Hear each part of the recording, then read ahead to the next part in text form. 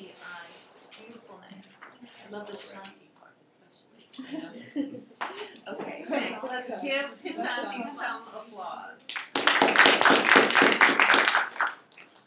Okay, everybody. You're sitting in your dorm room, going over notes for your class for tomorrow's midterm, which also happens to be your first class of the day. You have earphones on when suddenly the lights go off and you're left alone in the dark. You take your earphones out, and the slow ticking of the clock fills your room. It goes tick, tick, tick, tick, and after every tick, it gets louder. You're breathing harder, and the adrenaline rushes through your body. The beating of your heart blocks out the clock. You wonder, why have the lights gone out? You know your roommate isn't coming back until later. They said something about being a friend. You get up and start to walk across the cold floor of your bedroom. When you walk to the door, you prepare to turn the handle, and just as you're about to push the door open, it flings itself free, and you're left staring at the person behind the door, a massive shadow in the dark. Then after listening to it forever, you scream. There is one thing that every person in this world shares, and that is a fear. As stated by the New York Times writer Joseph Ledoux, scientists generally define fear as a negative emotional state triggered by the presence of a stimulus that has the potential to cause harm, and anxiety as a negative emotional state in which a threat is not present but anticipated. Those feelings of panic or anxiety a person feels under a certain situation is not just a fluke of the body. Those feelings are meant as a warning.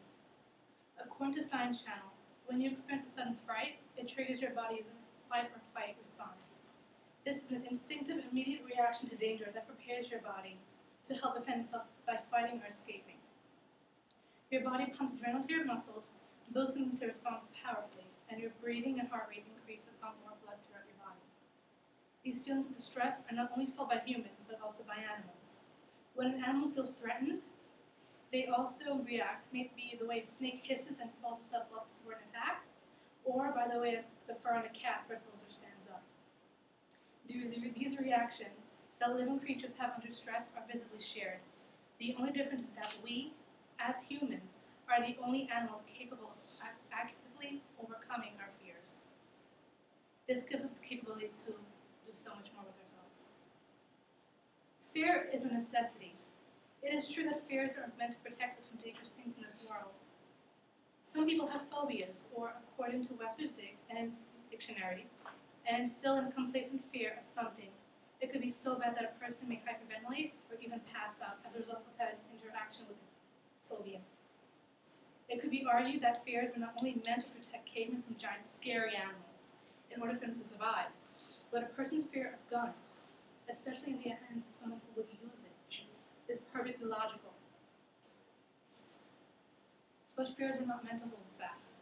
A person who is afraid of new experiences may be the result of the inability to adapt.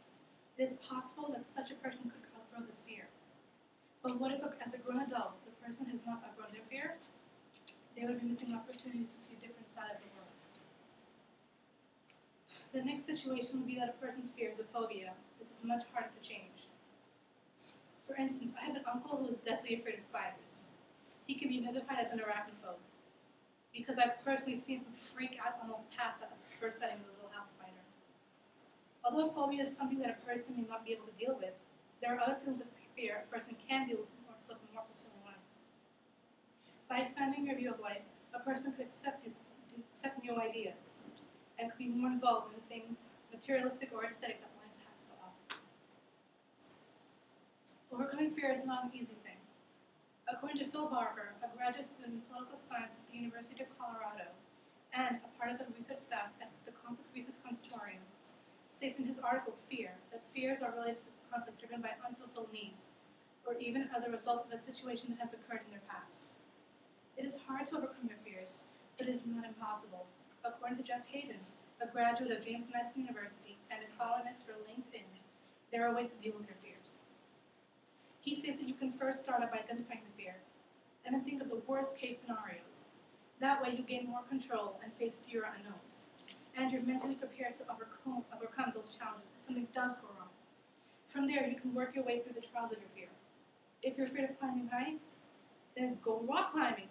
Start slowly, pace yourself. Or if there's a child that is afraid of the dark, Giving them a flashlight lets them feel that small sense of security. Eventually, they will be able to see for themselves that there's nothing to be afraid of. I, for one, used to be afraid of roller coasters. It was like I had butterflies, needles, and too much coffee in my system. And looking at the loops and the tracks made me sick.